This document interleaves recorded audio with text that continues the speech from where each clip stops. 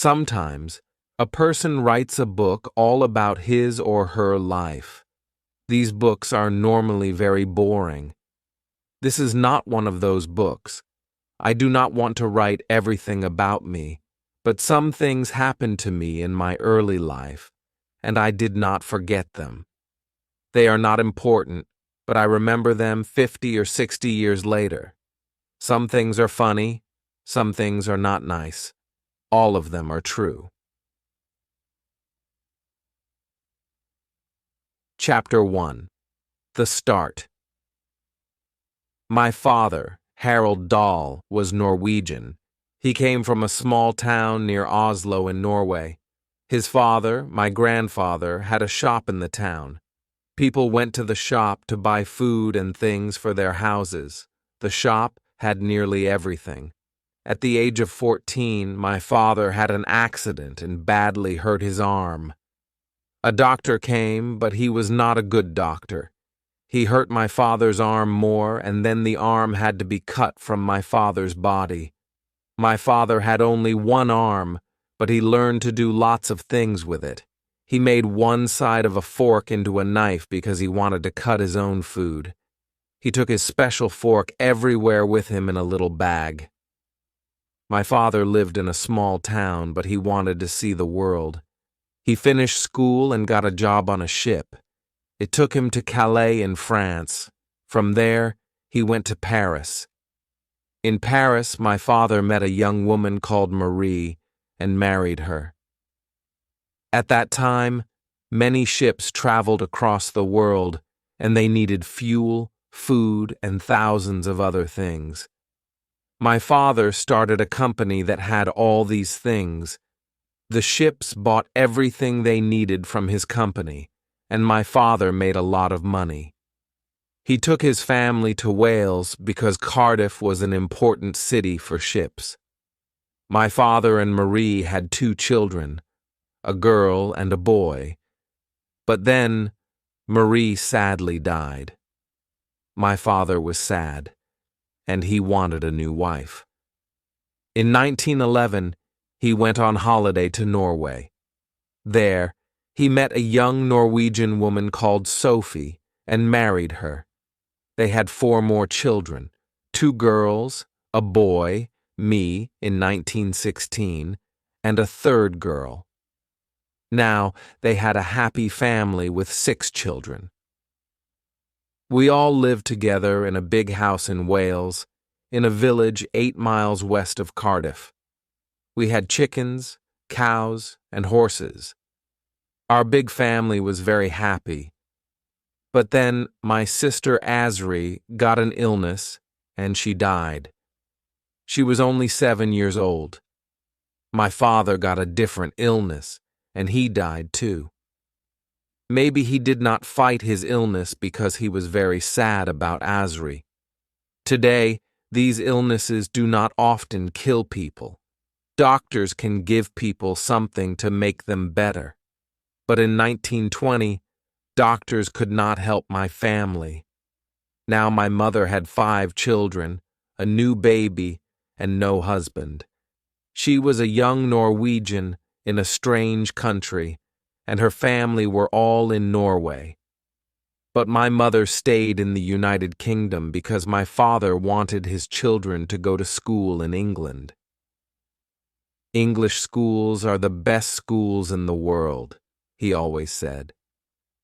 I do not remember a lot from my earliest years, but I can remember one thing very well. My tricycle. A tricycle is a bike for small children, but it has 3 wheels. My sister and I loved to ride our tricycles as fast as we could in the middle of the road. It felt good to go very fast.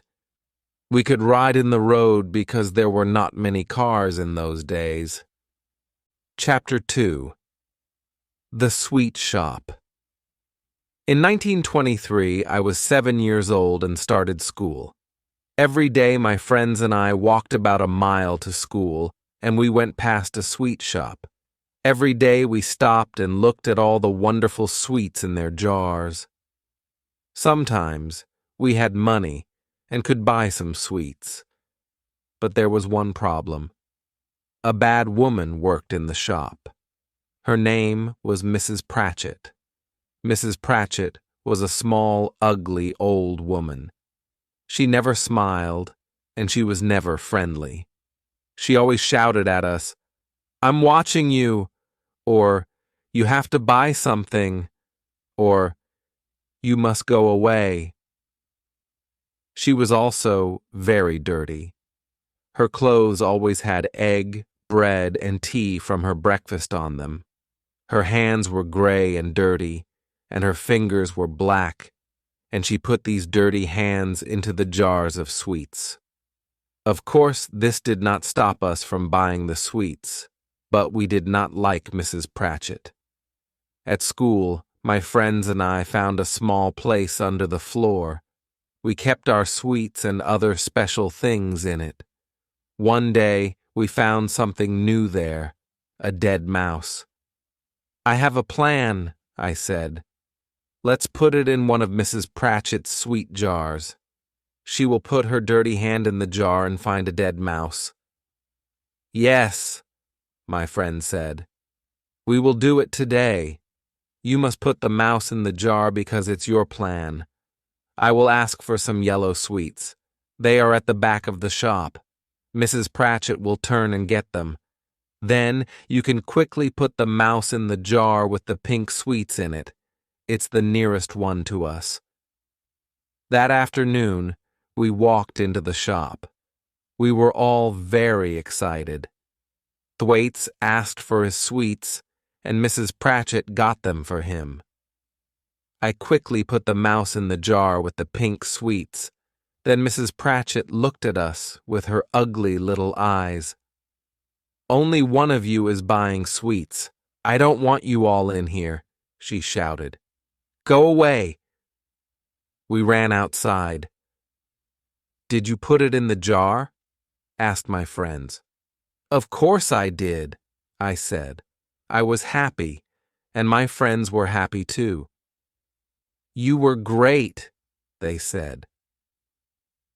The next morning, we walked past the shop and saw a message on the door. The shop was closed. We stopped. The shop was never closed at this time in the morning. We looked through the window. The jar was on the floor, and there was broken glass everywhere. The mouse was on the floor too, but we could not see Mrs. Pratchett. Something was very wrong.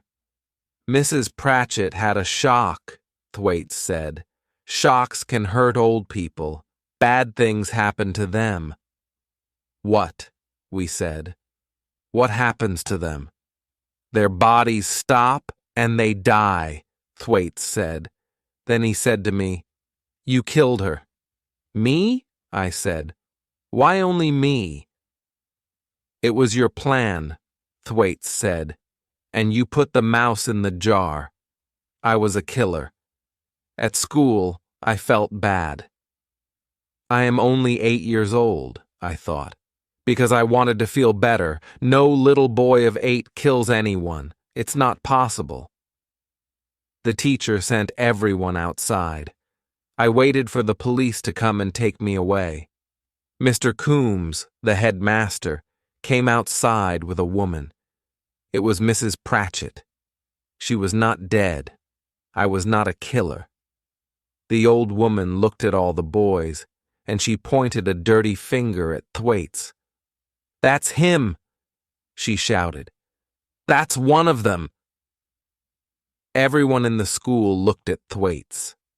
"That's one too," she said, pointing a finger at me. Then she pointed at our 3 other friends.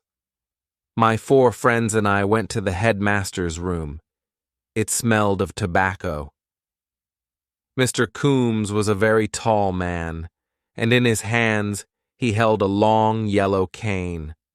I was very frightened of him and his cane. Mrs. Pratchett was in the room too, because she wanted to watch. "You," said Mr. Coombs, pointing the cane at Thwaites. "Come here." Thwaites walked very slowly. He put his hands on the floor, and the headmaster hit his bottom with the cane. It made a loud noise. Little thwaites flew in the air. He shouted, "Harder!" shouted Mrs. Pratchett. The headmaster hit thwaites 4 times. We had to watch and wait.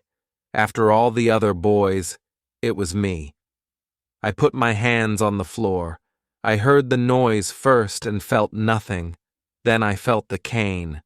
My bottom was on fire. I breathed out very hard, and there was no air left in my body. The second time the cane hit me, it was in the same place, and it hurt a lot more. After 4 times, it was time to go, but it was difficult to walk.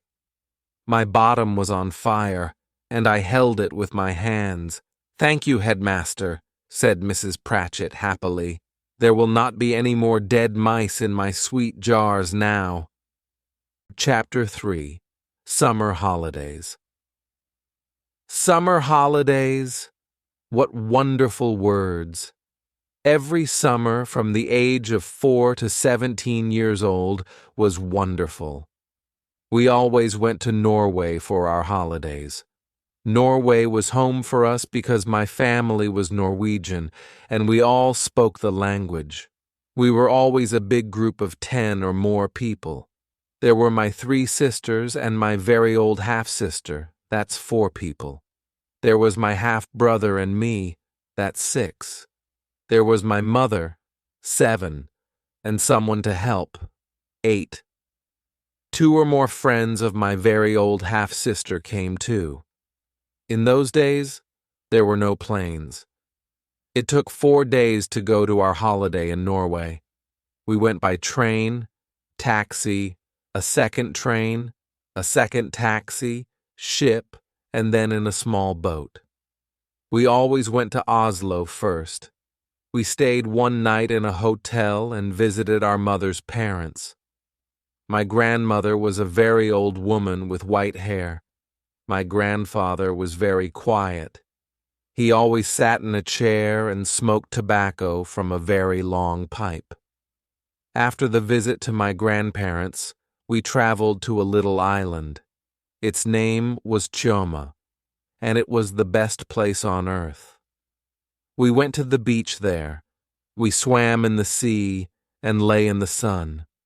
We went to other islands in our little boat and ate fish from the sea. They were wonderful days. I remember only one bad thing about our holidays in Norway. One year, my mother said, "We are going to the doctor. He wants to look at your nose and mouth." "What's wrong with my nose and mouth?" I asked. I was about 8 years old. "Not a lot," my mother said, "but I think you have adenoids." "What are adenoids?" I asked her. "Don't worry," she said. "It's nothing." The doctor looked up my nose and in my mouth. I did not worry because I was too young to understand.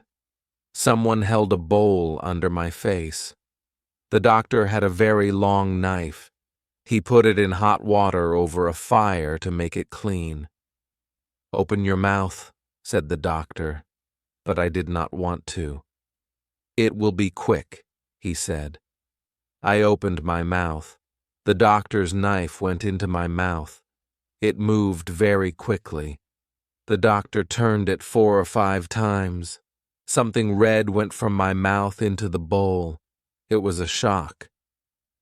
"Those are your adenoids," said the doctor, pointing at the red things in the bowl. The top of my mouth was on fire. I held my mother's hand.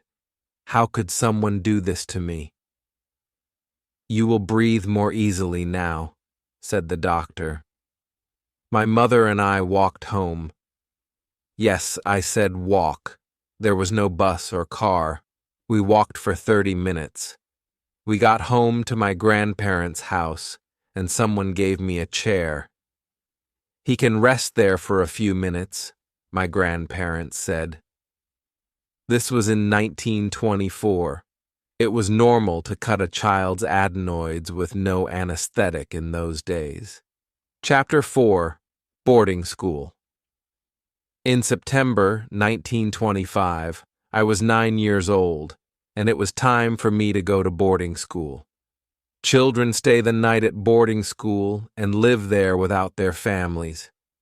St. Peter's School in Somerset was the nearest English boarding school to our house in Wales, but it was across 15 miles of sea.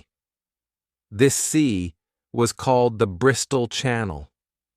For school, my mother gave me a very special new box. It was called a tuck box. Every child at boarding school has a tuck box. They are always closed with a key, and no teacher can look inside them. Boys keep food, toys, and other special things in them. At St. Peter's, one boy kept a frog in his tuck box. My mother traveled to St. Peter's School with me. We went to Cardiff in a taxi, and then across the water by boat. On the English side, we went in a second taxi to the school. I had a new school uniform. All my clothes were new, and everything had my name on it. St. Peter's School was outside the town. It had beds for 150 boys and rooms for the headmaster's family. There was a lot of grass outside for playing sport. On the first day, there were many boys and their families in front of the school. The very tall headmaster walked from group to meet the parents. "Goodbye, Mrs. Dahl," he said quickly. "It's time to go. Don't worry. We will look after him." My mother understood. She said goodbye to me and left in a taxi. The headmaster went to talk to a different family. I stood there with my new tuck box and began to cry. I was sad because I did not want to live away from my family. Life at St. Peter's School was difficult. The teachers were not friendly, and I was always frightened of the cane. We had to wash in cold water, and the food was bad. I wanted to go home and see my family. At night in bed, I always thought about my family and tried not to cry. They were across the Bristol Channel, and I could see the sea from my window. I always went to sleep with my face towards my family. I never turned my back towards them in bed. Mothers sent their hungry sons food every week. This made the headmaster happy because food was expensive. "Send food as often as you like, once a week or twice a week," the headmaster always said. "Your boy gets good food here, but food from home is always more special. You can send them things like fruit and a big cake. You don't want your child to be the only boy with an empty tuck box."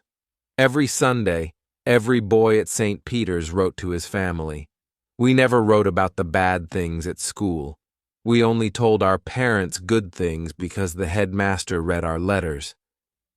He saw our bad spelling, but we could not change it in the letters.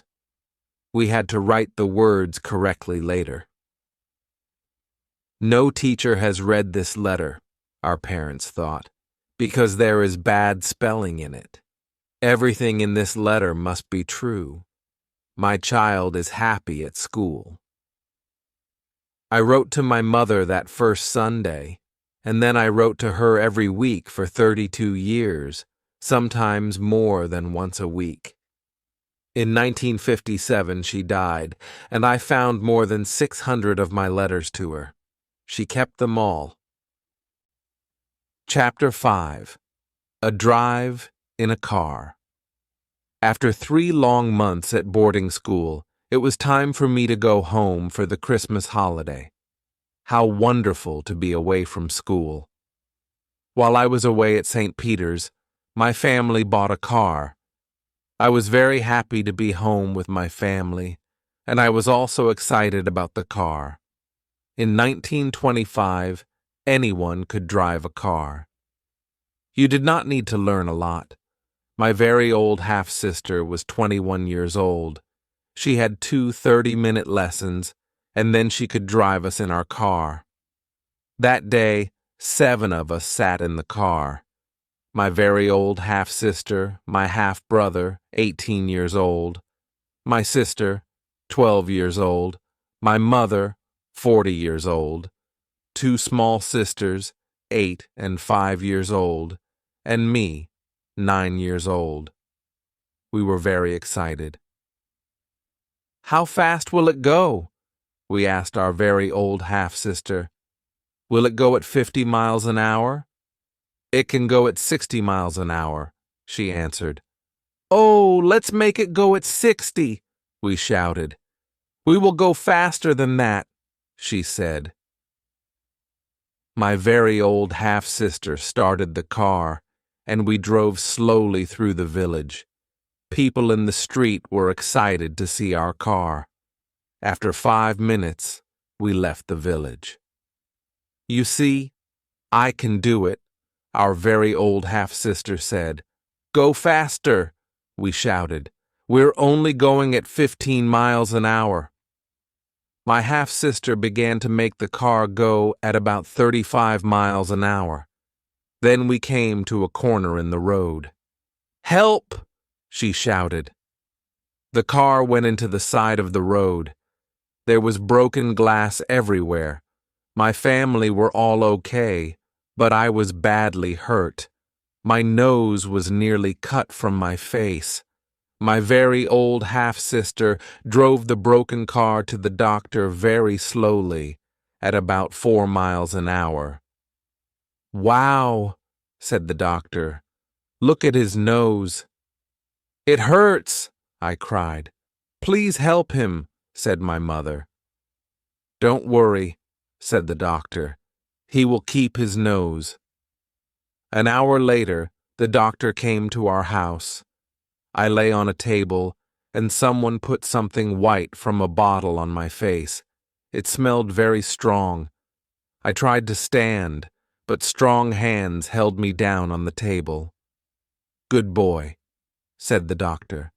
"Close your eyes and sleep." After 8 hours, I woke up, and my nose was back in its place. My mother gave me a coin. British coins always have a picture of the king or queen on them. In those days, the king was George V. "Well done. This is for you," she said. Chapter 6. Goat's Tobacco. In 1926, my very old half-sister chose to marry an English doctor. He came on holiday with us to Norway. My family always did everything together, but now my half-sister only wanted to be with this man. She was always with him, and they did not want to be with us. My other sisters and I were young. I was only 9 years old, and we did not understand this. We did not like the young doctor because he took our sister from us. But we also did not like him because he smoked a pipe. He always had the pipe in his mouth, and it smelled very bad. One day on the beach, the young doctor went swimming. He left his pipe with us and did not take it into the sea with him. Then I saw some goat droppings on the ground, and I thought of a plan. I quickly put some of the goat droppings in the pipe under the tobacco. The young doctor came back and started smoking his pipe. My half-brother and sisters and I watched him. "Ah," he said, "I love to smoke after a swim, and this English tobacco is the best. It's much better than Norwegian tobacco." The sea was blue, and the sun was bright. It was a beautiful day. Then we heard a loud shout and watched the young doctor fly into the air. His pipe flew out of his mouth, and his face was the color of snow. "Help! Help! My body is on fire!" the doctor shouted. My very old half-sister was very frightened. "What's wrong? Where does it hurt?" she cried. "Get the boat quickly!" We must go to the hospital." But the young doctor lay on the ground and breathed in the clean air. After 5 minutes, he started to feel better. "What happened?" asked my very old half-sister. "I don't know," said the doctor. I know," said my little sister excitedly. "Tell us," said my very old half-sister. "It's his pipe," shouted my little sister. "What's wrong with my pipe?" asked the doctor. "It had goat droppings in it," said my little sister, and she laughed. My very old half-sister and the doctor quickly understood, and they were very angry. The doctor stood up. My half-brother, sisters, and I quickly ran away from him, into the sea. Chapter 7. Repton. In 1929, my mother asked me, "Do you want to go to Marlborough or Repton?" They were famous and expensive English schools, but I knew nothing about them, other than that Repton was an easier word to say than Marlborough. "Repton," I answered. "Very well," said my mother. "You will go to Repton." Repton was a boarding school in the middle of England. Every Repton boy wore the same very strange uniform. I wore it, and my sisters laughed at me. I felt stupid in the clothes for Repton. But in the street, my mother said, "You look good in your school uniform. People can see it. They think you are important because you go to a famous school." At the station, I saw many boys, and they all wore the same uniform. The train took us all the way to Repton. I was 13 years old. Lots of strange things happened at Repton. They did at all English boarding schools. Older boys were always more important than younger boys, and a small group of the oldest boys were the most important of all. At Repton, we called these boys bozers. Bozers told us what to do, and we had to do it. We cleaned the bozers' rooms and made their fires. We sometimes cooked their breakfast. Bozers were always right, and younger boys were always wrong. On Sundays, 2 other boys and I had to clean our bozer's room. We cleaned it for hours. We washed the floor, the windows, and the walls. But the bozer often found something wrong with our cleaning, and he hit us with a cane. A bozer could stand in any room of the school and shout about a job. Then every young boy had to run to him. The slowest boy had to do the job. One snowy morning, I heard a bozer shout about a job. I ran as fast as possible, but I was the slowest boy to get there. "Doll, come here," said the bozer. His name was Wilberforce. "Go and make my toilet warm." At Repton, all the toilets were outside, and their little rooms had no doors. In winter, they were very cold. My job was to sit on the toilet before Wilberforce and make it warm for him. I sat on the toilet for 15 minutes, and then Wilberforce came. "Is it warm?" he asked me. "It's as warm as possible, Wilberforce." "We will see," he said. He sat on the toilet. "Very good," he said. "Very, very good. Some boys have cold bottoms. I only use boys with warm bottoms. I will not forget you." He did not forget me. I always carried a book with me because I often had to sit on Wilberforce's toilet. It was very boring. First winter at Repton, I read many books by Charles Dickens on Wilberforce's toilet. Not everything at school was bad. Sometimes all the boys got a gray box from a company called Cadbury's. Cadbury made wonderful chocolates. Inside the box were 12 different chocolates. We always knew one of them well, but 11 of them were new. Cadbury's plan to ask us about their new chocolates was a good one. Boys at Repton were some of the best chocolate customers in the world. Who knew more about chocolate than us? How do companies plan their new chocolates? I love to think about this.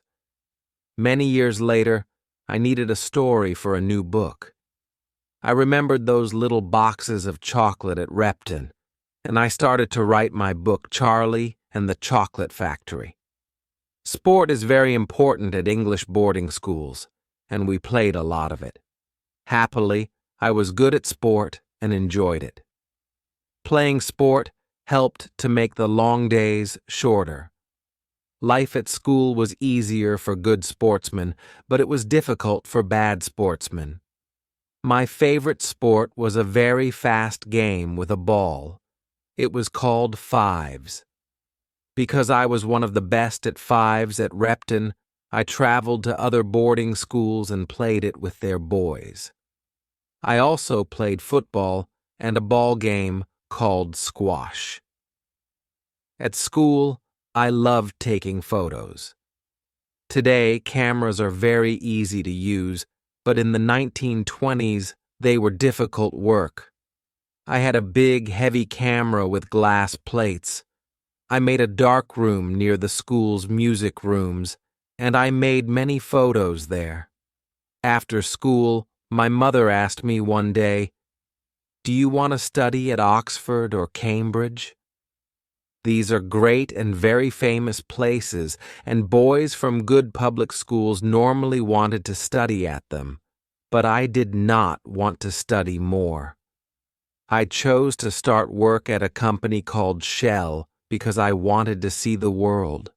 I traveled to many countries with Shell, but that is a different story and a different book. I may tell it one day.